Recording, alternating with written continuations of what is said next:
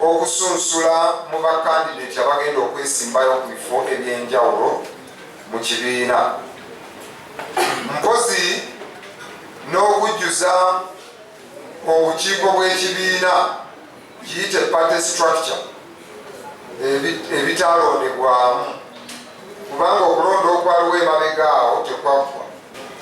Memba wa palamenti ajja kusasula emitwalo 3.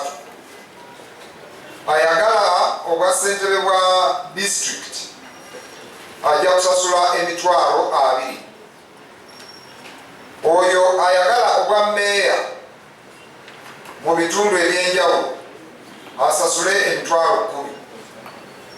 Bakyamaani ba LC3 bakusasula emitwalo 5.